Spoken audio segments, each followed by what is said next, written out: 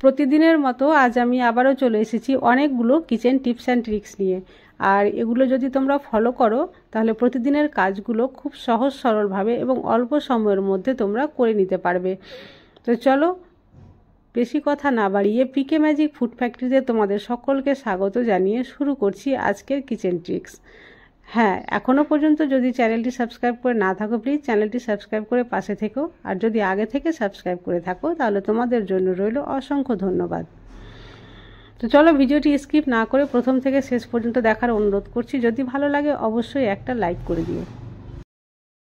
এই ধরনের চা পাতাগুলো আমরা বাজার থেকে কিনে নিয়ে এসে সরাসরি এই কৌটোর মধ্যে স্টোর করে রাখি আর এখান থেকে আমরা ইউজ করি, কিন্তু আমরা কোনো সময় লক্ষ্য করে দেখি না যে এর মধ্যে গুঁড়ো গুঁড়ো চা পাতা কিন্তু থেকে যায়, যেটা আমরা চা তৈরি করার পরেও ছাঁকনির সাহায্যে কিন্তু ছাঁকা যায় না। সেটা আমাদের যে লিকুইড চা হয় সেটা যেটা আমরা খাই আর কি, তার মধ্যে মিক্স হয়ে যায়, যেটা আমাদের শরীরের পক্ষে খুবই ক্ষতিকারক। তো দোকান থেকে এভাবে চা পাতা কিনে নিয়ে এসে যদি একটু চালনির সাহায্যে চেলে নিই, তারপরে আমরা কৌটোতে স্টোর করি, তাহলে দেখতে পাবে যে এইভাবে একটা খুবই সরু একেবারে ডাস্টের মতো বের হয়েছে, যেটা ছাঁকনিতে কোনো মতেই থামবে না। তো এটা পেটে গেলে ক্ষতিকারক, তাই এটা আগেই এইভাবে চেলে নিয়ে আমরা এটা স্টোর করে রাখবো। আর যেটা চালার পরে যে অংশটা বের হলো সেটা আমরা কোনো গাছের গোড়ায় দিয়ে দিতে পারবো। বাজার থেকে চা নিয়ে এসে কি করে চিনবে যে চাটা ভালো না চায়ে কোনো কেমিক্যাল বা কালার মিশ্রিত রয়েছে? এটা চিনার একটা খুব সহজ উপায় দেখো। এখানে একটা কাঁচের বাটিতে আমি নিয়ে নিয়েছি ঠান্ডা জল। জল কিন্তু অবশ্যই ঠান্ডা হতে হবে, কারণ গরম জল দিলে চা পাতা সিদ্ধ হয়ে তার কালারটা ছুটে যাবে, কিন্তু ঠান্ডা জলে চা পাতার কালার আসবে না যতক্ষণ না চা পাতায় কোনো রং জাতীয় কেমিক্যাল মিশ্রণ করা থাকে।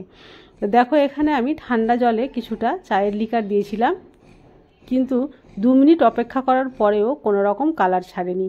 তাহলে তোমরা দেখে বুঝে যাও যে এই চাটা ভালো জাতের বা ভালো মানের, এটাতে কোনো রং বা কালার মিশ্রণ করা নেই। এইভাবে তোমরা চা পাতা কিনে নিয়ে এসে চা তৈরি করার আগে একটু পরীক্ষা করে দেখে নিতে পারো। চলে আসছি পরবর্তী ট্রিকে। রান্না করতে করতে হাতের অবস্থা অনেক সময় বাজে হয়ে থাকে, আর এই অবস্থায় হাত না মুছেই আমরা এই লাইটারটা ধরে ফেলি, আর যার জন্য লাইটারটাও একেবারে তেলচিটে হয়ে যায়।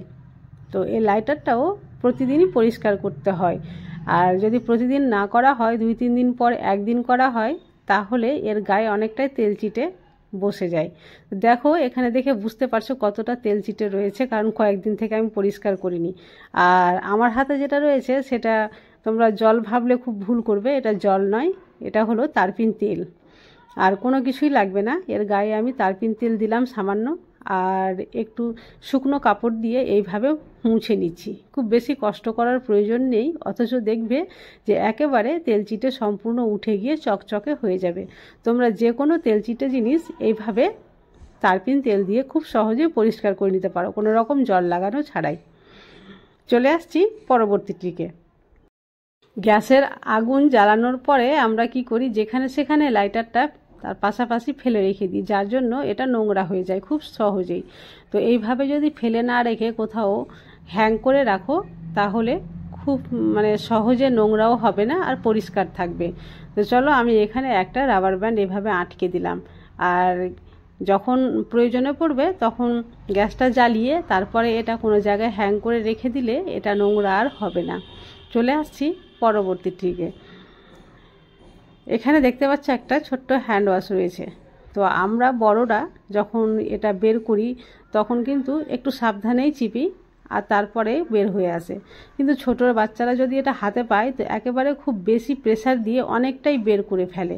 তার জন্য এখানে একটা রাবার ব্যান্ড আমি লাগিয়ে দিচ্ছি, যে ছোট বাচ্চারাও যদি খুব জোরেও প্রেসার দেয় তবুও এখান থেকে খুব বেশি পরিমাণে হ্যান্ড ওয়াশের লিকুইডটা বের হবে না। দেখতে পাচ্ছ কতটুকু পরিমাণে বের হচ্ছে, একটা ড্রপের বেশি বের হবে না। তোমরা এই ট্রিকটাও ইউজ করতে পারো যদি বাড়িতে ছোট বাচ্চা থাকে তাহলে। চলে আসছি পরবর্তী ট্রিকে। আমরা কাজ করার পরে হ্যান্ড ওয়াশ দিয়ে বা সাবান দিয়ে হাত ধুয়ে থাকি, আর গরমের দিনে তো ঠিক আছে, কিন্তু এই শীতের দিনে বারবার জলে হাত ধোয়াটাও খুব কষ্টকর ব্যাপার। আর তার চাইতে বড় ব্যাপার হচ্ছে যে হাত ধোয়ার ফলে কি হয়, হাতের স্কিন একেবারে রাফ হয়ে যায়। তো এইভাবে তোমরা হাত না ধুয়ে একটা ট্রিক করে নিতে পারো। তো চলো সেই ট্রিকটা আমি তোমাদের সঙ্গে শেয়ার করছি। হাত তো ধুতেই হবে, সে গরম হোক আর শীত হোক।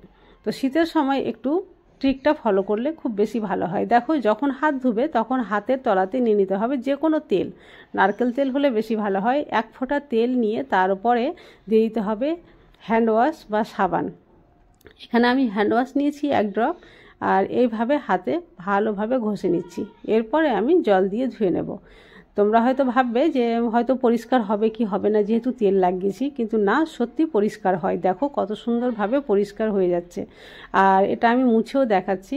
দেখবে যে এইভাবে যদি তোমরা হাতটা ধোও তাহলে হাতের স্কিন কোনো সময় রাফ হয়ে যাবে না, একেবারে থাকবে সফট।